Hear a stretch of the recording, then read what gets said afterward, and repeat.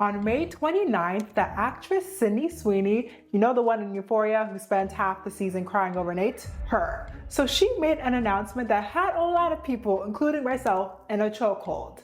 So she announced that she would be releasing soap, but not just any type of soap. The soap has her bathwater in it. Like she soaked in it, created bathwater, and she's selling it as a soap. Hello, you dirty little boys. Are you interested in my body? Wash? Well, you can't have it. Because this isn't for boys, it's for men. At first, I thought it was a joke. I thought it was some PR stunt. I did not think it was real. But it is. It's an actual collaboration with the brand Dr. Squatch, which is a men's grooming brand that's all about natural and manly scents. There's a whole video promo of her soaking in the tub. The lighting is soft and she's like whispering to us like she's trying to seduce us, as if we're not being sold the literal leftovers of her hygiene routine. And what's even crazier is the fact that this bar of soap sold out within minutes, and now people are already reselling it on StockX for $200. A bar of soap for $200. Someone's bathwater for $200. Like, at this point, am I in the wrong career? Do I need to take up a side hustle or something? Because I didn't know the demand for bathwater was this high. But honestly, even though this is so weird and just strange, I can't even say I'm surprised, because Sydney Sweeney has always been packaged as a fantasy, not just as an actress, but a sex symbol. Hollywood constantly cast her as the hot girl, the spiraling girl, the desirable but damaged one. And when that becomes your brand, selling your bathwater seems like the next logical step, apparently. And that's the real conversation here. It's literally not just about soap. It's about how female celebrities, especially Sydney Sweeney, get turned into objects. Like, don't get me wrong, even though I'm very shocked and turned off by this whole thing, she is an amazing actress. She's been in The White Lotus, The Handmaid's Tale, even Euphoria. But no matter what role she plays, the marketing always circles back to one thing: her body, her looks, her boobs, her sex appeal. And we've seen this before with a lot of people. We've seen this with Margot, Robbie, Scarlett Johansson, both who are insanely talented actresses who have spent years being typecast as the hot, mysterious woman that the men project their fantasies onto. And in this conversation about Sydney Sweeney, people are even bringing up Sabrina Carpenter as well. They think she's doing the exact same thing, and this has been a conversation for a hot minute now. So we have a lot to talk about in this video, and hopefully by the end of this video we can answer this question. When the industry sees you as a fantasy, is this kind of marketing empowerment, or is it just repackaged objectification? Let's get into this video. Yeah.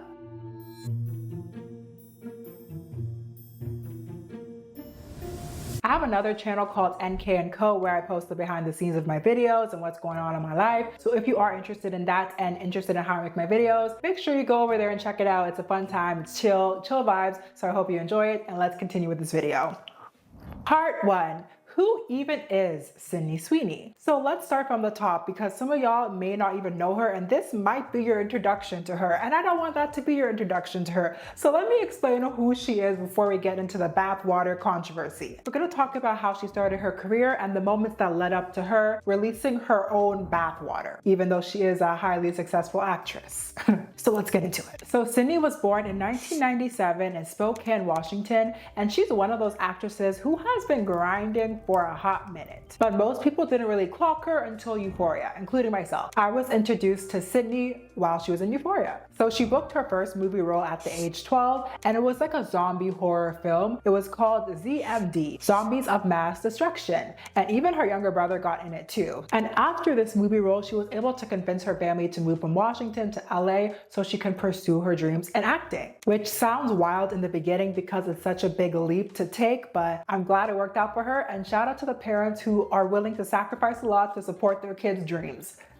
Period. But anyways, this zombie movie that Sydney was cast into, it wasn't anything crazy. Like, their budget was literally just $1 million, so it wasn't no major budget, and it was distributed by Netflix in 2010. So once she moved to LA, she hustled through those early classic roles, like on Criminal Minds, which is one of my favorite shows. Now, not so much, but before it was. Also Heroes and 90210. I used to like that show as well, but it became too repetitive over time. And she was also on Grey's Anatomy and Pretty Little Liars, Euphoria, so you have probably seen her before, but you just didn't clock her. But in 2018, that's really when things started clicking for Sydney. So she was casted into the movie Everything Sucks, and she was playing the artsy drama club girl. I have not watched this, but just by looking at the pictures of Sydney in this movie, I was like, like, you can kind of already tell what type of role this was. Because when I Googled her character, I kid you not, the first couple of photos I saw of her character were just her in her bra and underwear, or just her bra, and you know, the Tia Tamaras, they were very much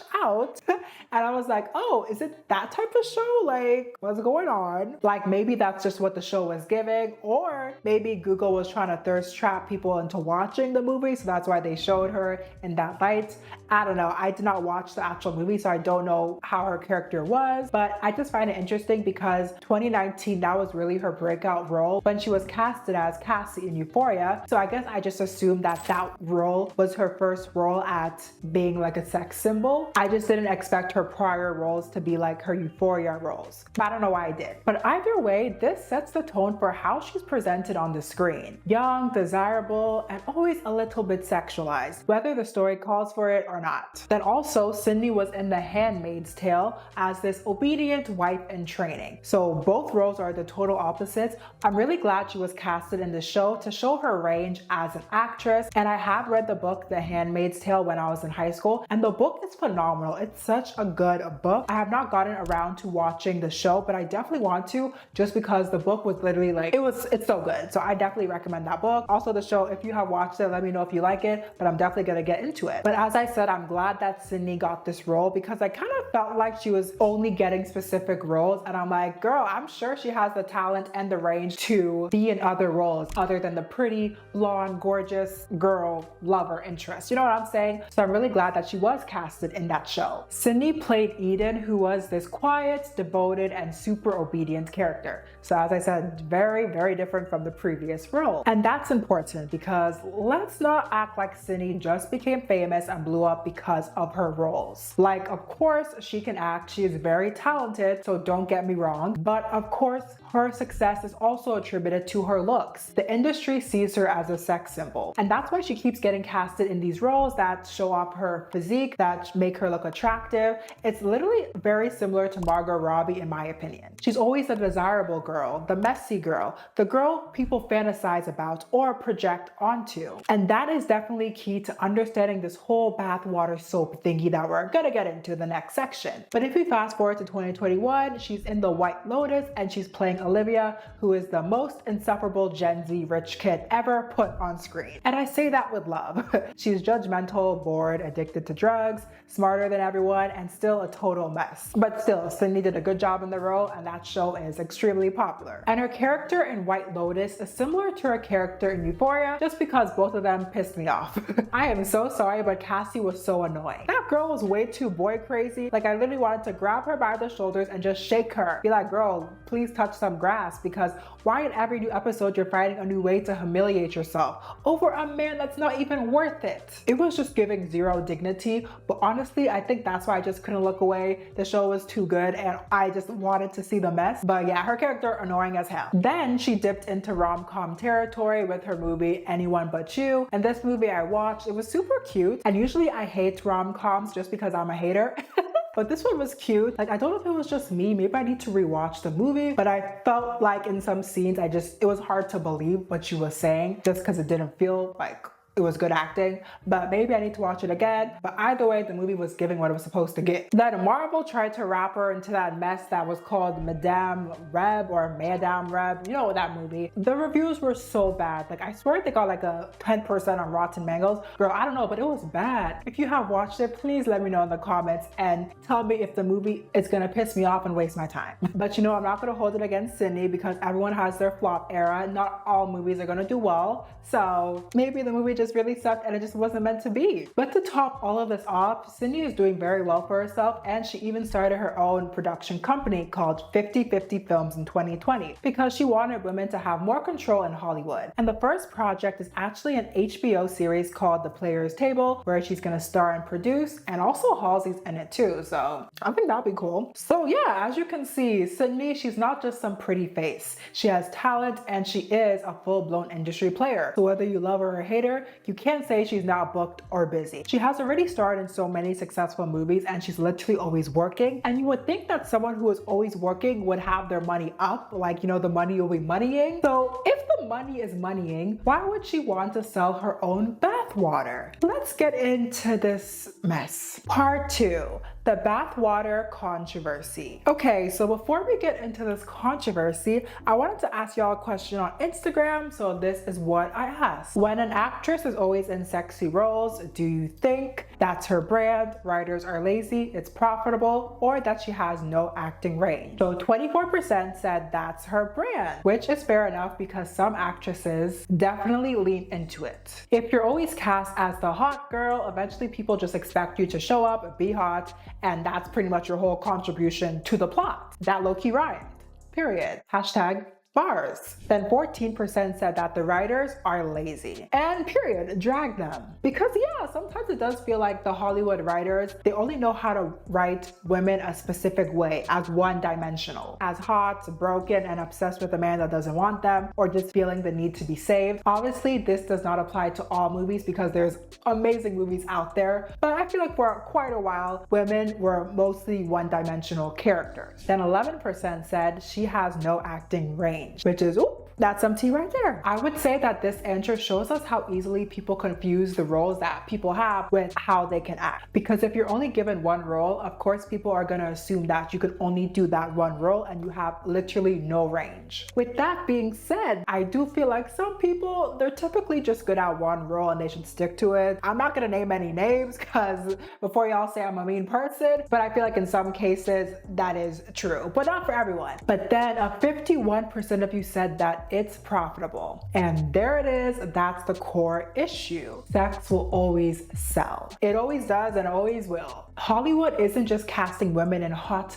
provocative roles just because that's all they can do. They're doing it because it's profitable. It brings in that moolah, the attention, the clicks, the tweets. That's why it's not about the talent half the time. It's about what's marketable. Cause come on, let's talk about it. How many people in the music industry, in the entertainment industry as a whole, how many of them have absolutely zero talent, but because they're marketable, they're able to blow up and go viral and then start a whole career based off how they look and how marketable they are. Like, I've talked about quite a few of them on this channel. Like, if you need any examples, just scroll through my channel and you'll see what I'm talking about.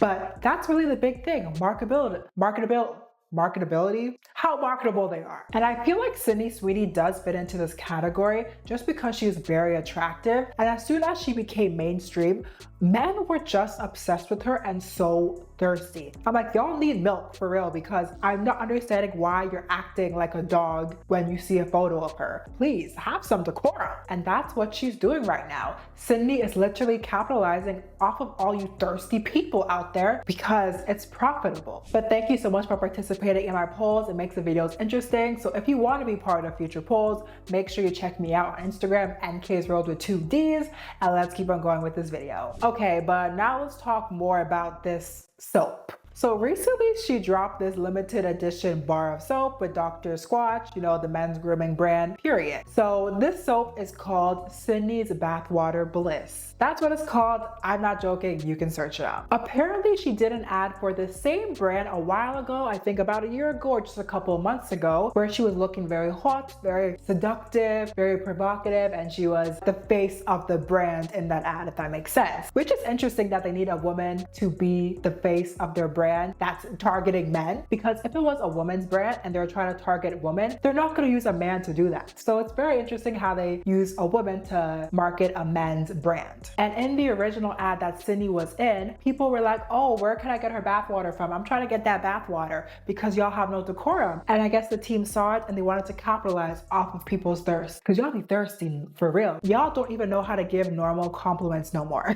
It's just so weird how people are so unhinged on the the internet. Like I'd be scrolling through Instagram and people's comments are raw next. Like, is that supposed to be a compliment? If someone commented raw next on my page, I'd be like, huh? Well, it depends who you are. If you're a man, I'm gonna be like, get off my page. But if you're a girly, then, you know, it's a bit different. But anyways, let me show you this original ad that Sydney was in. Let's face it, guys only want one thing. Wish I had something natural instead of this synthetic body wash.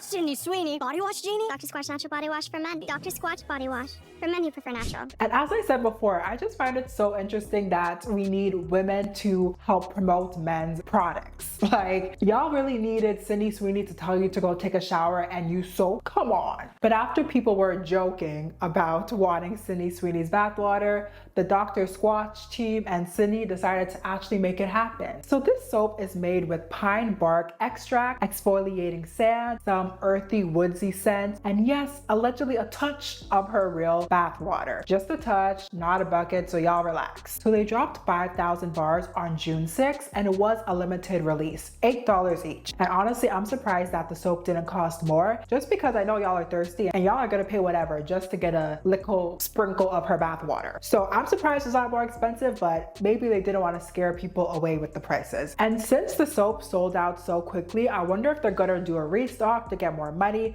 if they're just gonna leave it alone, if it's just a one-time thing. I don't know, but I wouldn't be surprised if they did restock it just because, you know, capitalism, greed, people like money. But my thing is that how do we even verify that her actual soap water is in it or bath water? What if they're just saying that to market? At first I didn't believe it, and now I low-key still don't believe it, just because I'm like, genuinely, like, how do y'all know? Like, for all you know, they can be lying. Did she actually take a shower and then put all of her water in like a jar, then give it to them, then they put sprinkles of her bath water in the soap? I'm just like, is it even real? Like, some part of me feels like it's fake. Ain't no way. Like, how are y'all doing that? They need to show us the behind the scenes of making these soaps, and then I'll believe it, because there's no way they're actually selling her bath water. Like, isn't that not illegal to sell something that's unhygienic like that? What? The internet definitely did not know how to handle Sydney selling her bathwater. I saw a lot of people conflicted. Twitter was horny because, of course, that's Twitter. Like, am I surprised? When you literally search up her name on Twitter, the pictures are just disgusting. So I'm not even surprised. Like, y'all are nasty over there. Then Reddit was definitely confused. I know people were like, girl, what's going on? Like, girl, babes, what are you doing? And then TikTok was foaming at the mouth. I saw a lot of TikToks reacting to the Sydney Sweeney stuff, and they were not happy. A lot of them girly pops, they were not happy. But in some of the comments that I saw under these videos, they were like, feminism is free choice, so why are y'all hating on her? So there's definitely a divide, but I think most people are just confused why she's doing this, and they're like, girl, not you setting us back 100 years. So the marketing team at Dr. Squatch basically said that there's no playbook for turning a celebrity's bathwater into soap, and that's exactly why we did it. Well, I would say that their mission has been accomplished because literally everyone is talking about it, including myself, and including people who had no idea this brand existed in the first place. That is the power of thirst. If you market to these thirsty people, you can make some good money, but your time marketing to them is limited, of course, so let's not get it twisted. Their vice president of marketing said that they wanted to spark conversations about men taking better care of themselves. But let's be honest, no one's buying this soap to stay clean. No one's buying this soap because of the pine bar extract. They're buying it because they're weird and thirsty, and maybe even curious. And how can they be saying that they want to help men take better care of themselves if they're giving them a soap that has someone else's bath water in it? How is that hygienic? Like, I'm so confused. Like, girl, y'all just be saying anything to say stuff. Y'all are doing this to make some good money, and also to spark controversy and to boost your brand sales and brand awareness. Like, we're not stupid. And this is why I say men are the weakest link, because how do you need a pretty woman to tell you to shower? Like, shouldn't you want to shower because you want to be clean? You want to smell good? A lot of people have actually compared this Sydney Sweeney bathwater controversy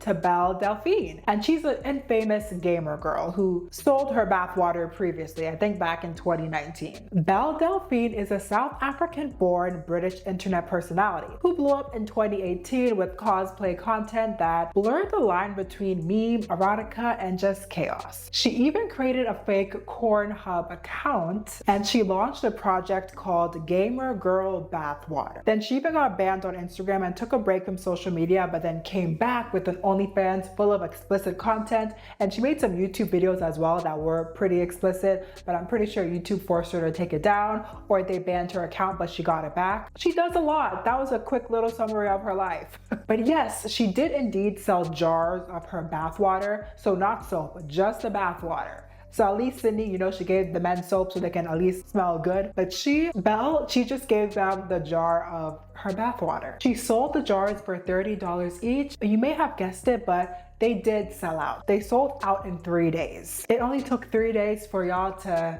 grab her bathwater up. Some people called it genius, others called it disgusting. Reddit was confused. We had YouTubers unboxing it. But Belle, it didn't matter because she was laughing all the way to the bank. She said that fans kept commenting under her content that they would drink her bathwater, so she thought she should actually sell it to these people. Sometimes I feel like humans are not real. Like, are we actually the smartest species on this planet Earth? Because ain't no way. I'm sorry, I just have a genuine question for y'all. I know in this whole video, I've just been in disbelief because I am in disbelief. Like, I truly don't really know what to say. I'm at a loss for words, but I just want like a genuine answer. Like, what do y'all get out of buying someone's bathwater? Does it make you feel closer to them? Does it make you feel less lonely? Do you just feel like your parasocial connection is getting strengthened? Like, what is it? Like, what is it about bathwater that you want?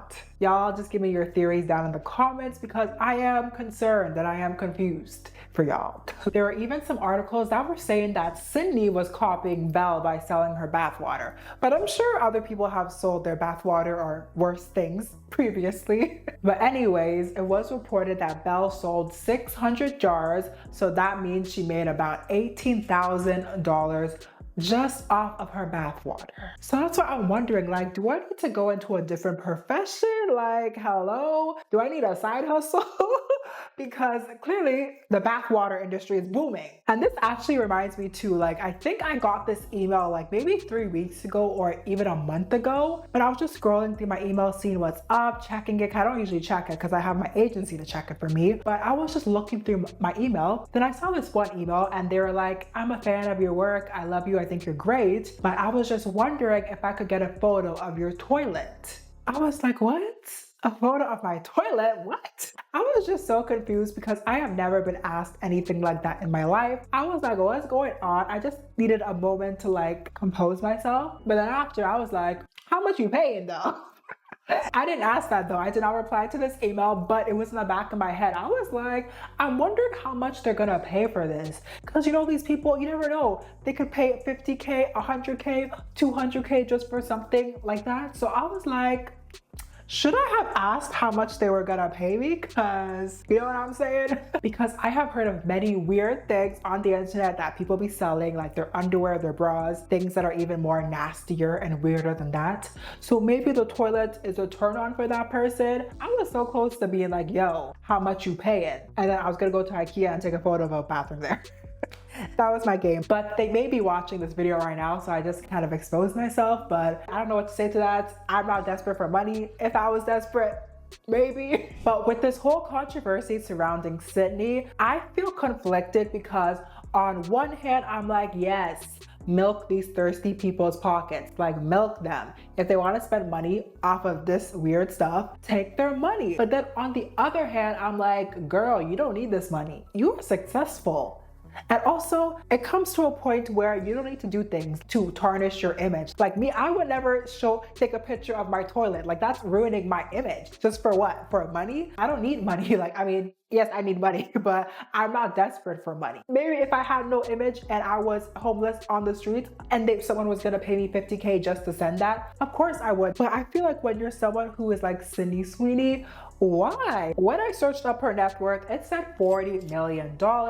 But honestly, I don't believe people's net worth online because usually it's like completely wrong. But I'm sure she is worth a lot of money. So selling your bathwater, like it's very unnecessary to me. Like, girl, come on. She ain't a brokey, so there's no need to do it. If I was a successful actress, I would not do it because first, it's my image on the line just for a couple $100, maybe $1 million. Like, girl, you can go book a movie role, make $1 million, and boom. You know what I'm saying? Like, can y'all help me understand it? And it seems like I am not the only one conflicted with how I feel about this bathwater stuff, because I saw this one funny TikTok on, of course, TikTok, and this girl, she wrote on the screen, she was like, listening to Sydney Sweeney single-handedly set back feminism 100 years. And that was a little bit funny, but here are some of the comments that I saw. This one said, catering towards that type of audience never ends well. And I agree with this one so much. I literally talked about this in my Cooking with Kaya video. Y'all thought I was hating on the girl. Like, I'm actually giving y'all tips. Like, I be trying to give y'all the tips. Like, I'm for the girlies. Like, if you're gonna market to that demographic, which I don't recommend, you have to do it in a way that's right. Like, you can't only market to them, because if you're turning off women who are usually a more loyal fan base, you're just gonna have these men who are only interested in you because of how you look. And guess what? How you look is not gonna last a long time. And if you do anything to not fit into their fantasy, they're gonna turn on you so quick. Like, they are not a reliable source. Men who find you attractive, they are not a reliable fan base. I'm all for using your looks to get ahead. So if you can like cater to the audience, milk all their money and disappear, cool. But if you're looking for a long-term career, I'm just like, I just don't think it's a good idea. Don't make them your whole audience, like your target demographic, because it don't end well. And also, bathwater people, that's kind of creepy. Like, I'm not gonna lie, because if someone's able to buy your bathwater and cherish it, and just, if they're willing to spend a lot of money just to get your bathwater, it's kind of giving creepy vibes. Like, because I don't know, people can go crazy and form a deeper connection with her now that they have bought her bathwater. They can stalk her, they could do weird stuff. So obviously, even if she didn't do this, that could still happen. But I don't know, people who are buying bathwater, to me, I feel like y'all are creepy and y'all obsess over people. So ciao. It's a little bit weird. If you bought the bathwater soap, let us know in the comments. Use our anonymous account to let us know. Some people are literally paying $200 just for a bar of soap. Like, if you're willing to pay that much money for a bar of soap because it contains this person's bathwater, what's to say you're not gonna be an obsessive, creepy stalker? The New York Post actually got 2 samples before the bathwater soap sold out, and they reviewed it. One of the guys said, and I quote, "It's the worst tasting celebrity bathwater based product I've ever tried." Sir, tasting?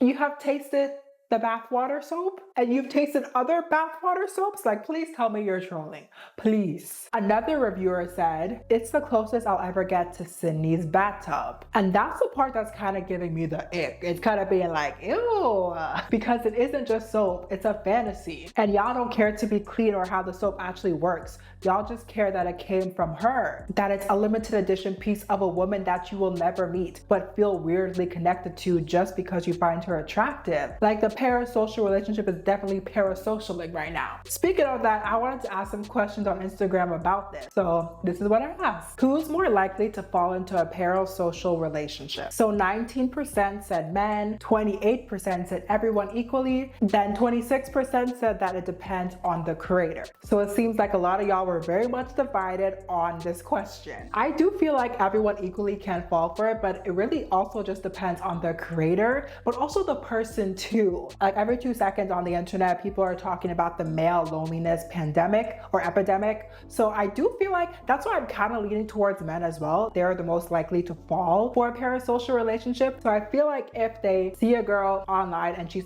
everything they want, like the way she presents herself online is what they want, I do feel like they're more likely to fall into a parasocial relationship. However, some of y'all girlies do be crazy. Like, y'all were obsessed with Justin Bieber. Like, you be thinking he's your man when he's not. But my follow-up question for this was, be honest. Have you ever caught feelings for someone online who doesn't know you exist? 34% said yes, and I knew it was parasocial. 14% said yes, and I didn't realize it at first. Then 36% said never, and 16% said maybe. If you said maybe, that means yes. Then Lavanya just swiped up and said she was 9 years old and it was the BTS members, which is fair enough. I was obsessed with Justin Bieber, Chris Evans, you know, the Captain America guy. And it was one more person who I literally had a parasocial relationship to. I was like too obsessed. But it was when I was younger. And I feel like parasocial relationships when you're younger are more natural because you're young. Also, going back to the previous question when I asked if men or women are more likely to experience a parasocial relationship, Adil, she said this. From what I've seen, women have parasocial relationships with real people, but everything I've seen about men is them falling in love with AIs.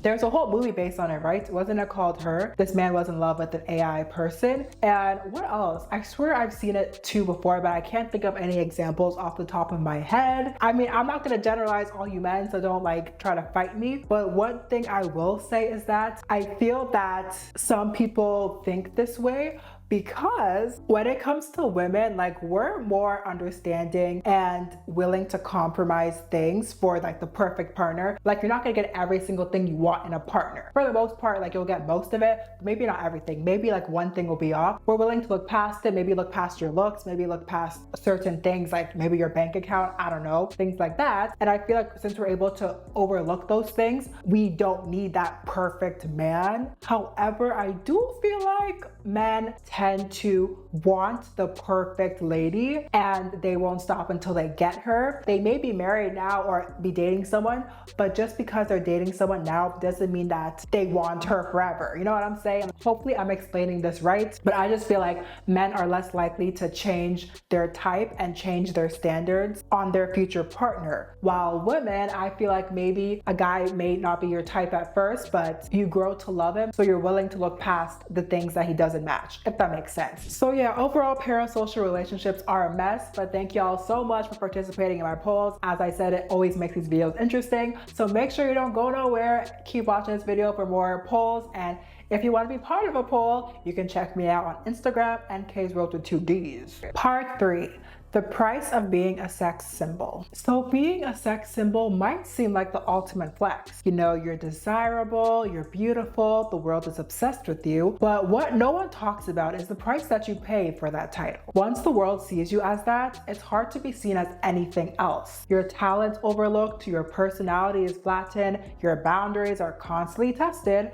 You're either hot and silent or you're hot and scandalous. And either way, you're never taken seriously because all people can do is talk about your boobs, your butt, and just your body in general. Sydney Sweeney is literally a perfect example of this. She's a solid actress, Emmy nominated, trained, hardworking, but somehow the conversation always comes back to her body. Whether it's her scenes in Euphoria, her red carpet looks, or now the soap made from her bathwater. Her sexuality is constantly a headline. If I'm not mistaken too, there was a time where Sydney did an article, she did interview with a magazine, I'm not sure who they are, and she was talking about how she is tired of being sexualized by the public. And she was tired of this because she said that it felt like she couldn't try any other role just because people were putting her into a box of the hot girly pops. She literally said out loud in interviews that she feels like she has no control over the way her body is constantly talked about. After hosting SNL, all anyone could focus on was her chest. Not her timing,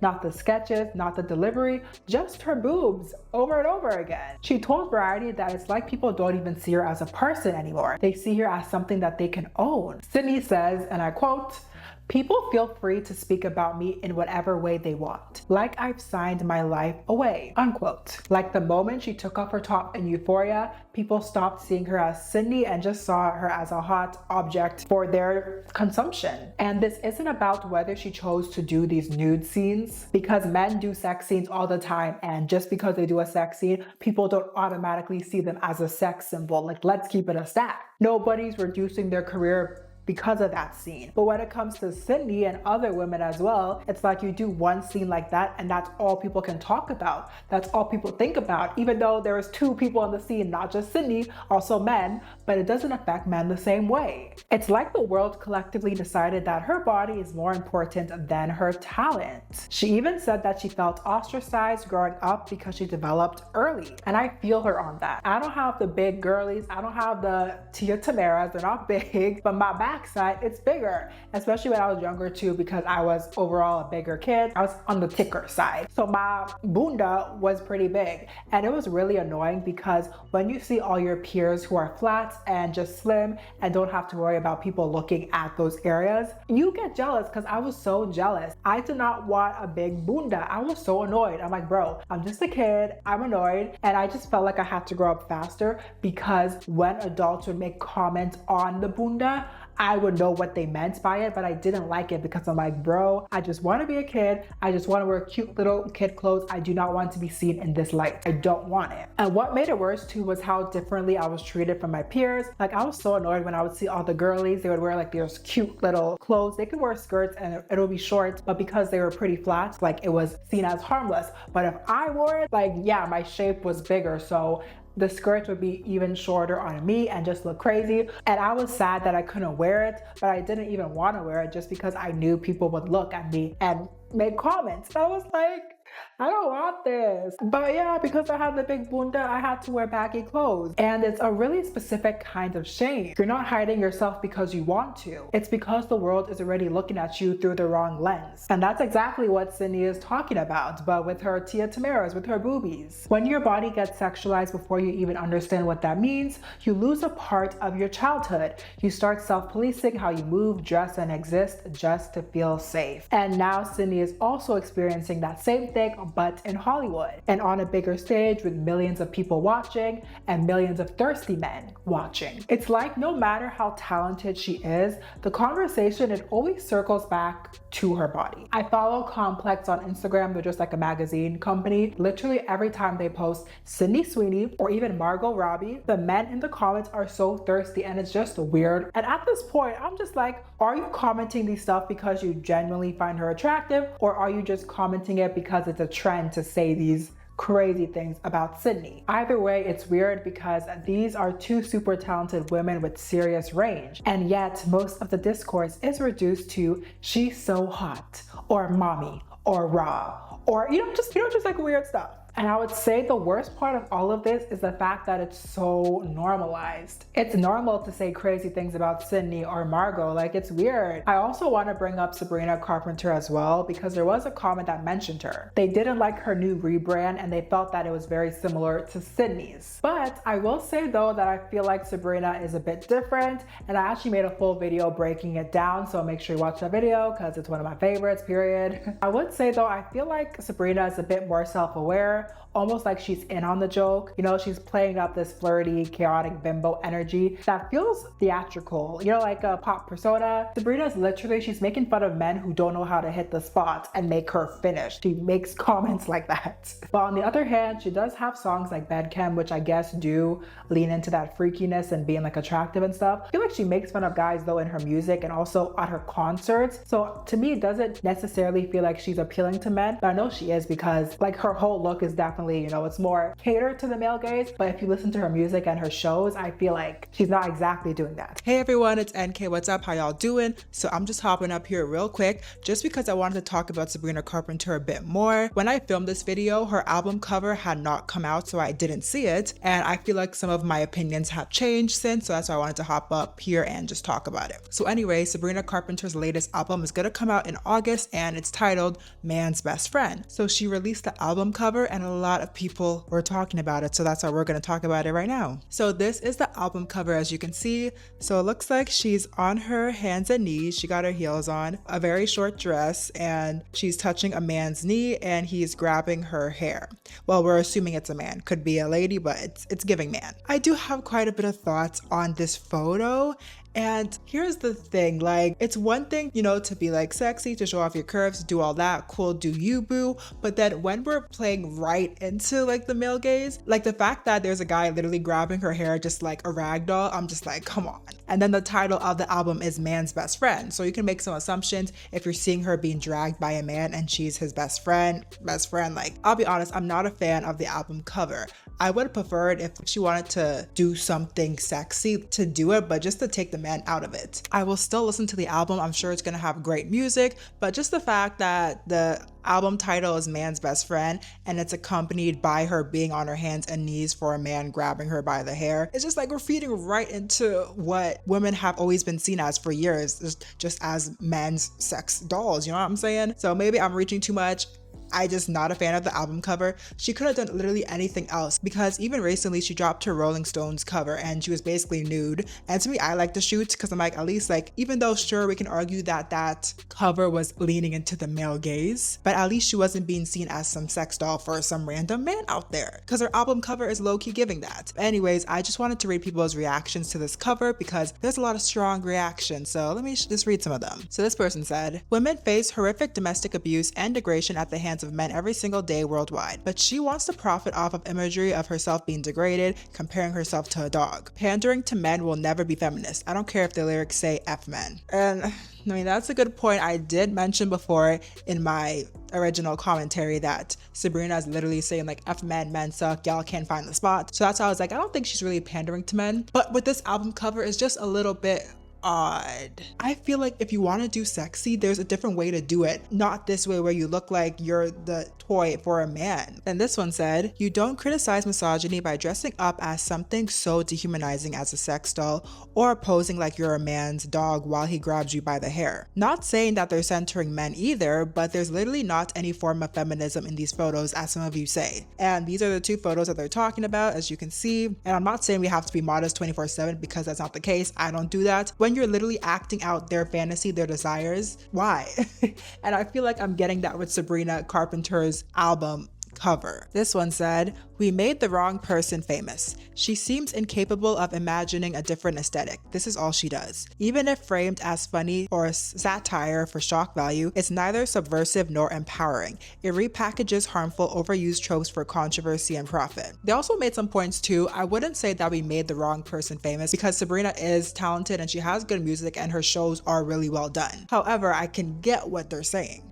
I just really don't like the album cover. When I saw it too, I was like, seriously, after I just made a video defending her? And I just hope the direction of her music and her public image doesn't keep doing this. Like, I hope she expands and tries something else, because this is not going to cut it for me. Even though I'm not a fan of the album cover, I'm still going to support the music and just listen to it. I hope there's a good explanation for this, but I don't think there is, because it does feel like she's comparing herself to a dog. But anyways, let's go back to the video. At first glance, I guess I would say that Sabrina and Sydney's aesthetics do kind of look alike. They're both blonde, conventionally attractive, always trending, and have leads into sexier branding. But when you do look closer, I would say that Sabrina's angle is very different. But it is common for you to lean into your sexier side once you blow up. That's just kind of how the game goes. But the thing about that is, if you lean into it too much and you find yourself being a sex symbol, it comes with a shelf life and a level of public ownership, and also an assumption that you should be grateful for all this attention. But what if the attention dehumanizes you? What if it makes you feel like you don't even belong to yourself anymore? And the wildest part is that it's packaged as a compliment. So if you don't take it, you're just being a B word. Once you put yourself into that box and limit your range,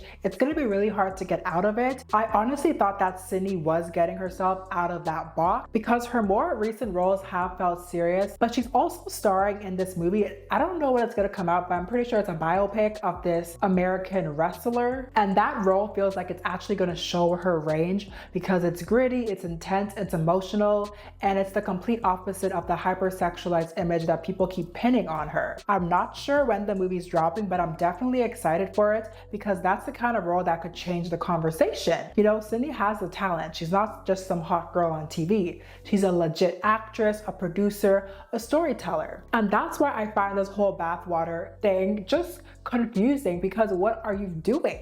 There's a difference between owning your image and just giving in to the same narrative that's been boxing you in. This feels like it's playing right into the hands of people who don't see you as anything but a body. So because we're talking about this, I wanted to ask a question on Instagram real quick. So this is what I said. Do you think there's a shelf life for sex symbols in Hollywood? 43% said yes, age and desirability affects your career.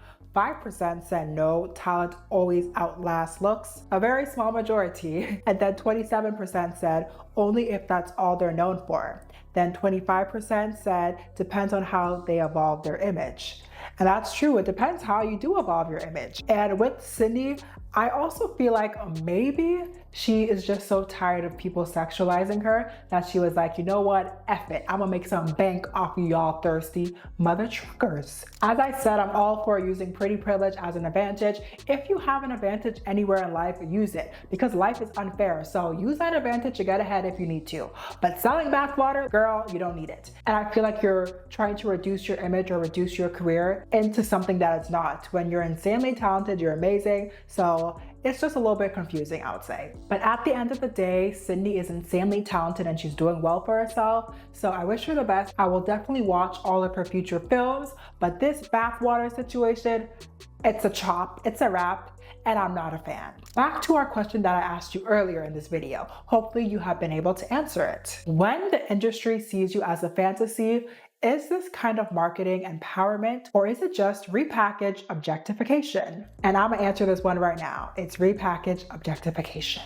But anyways, this topic is interesting, but child, it's a lot too. Sometimes it pisses me off, but the story's crazy. Let me know what you think. And also, should I have taken a photo of my toilet to that person? Would I be a millionaire right now if I did that? I don't know. Anyways, don't forget to like, comment, and subscribe. You can check out my other videos here. Also check me out on TikTok, NK & Co. You can check me out on my second channel too, NK & Co. Period. I will catch you later. Thank you so much for being here with me. I'll see you later. Bye.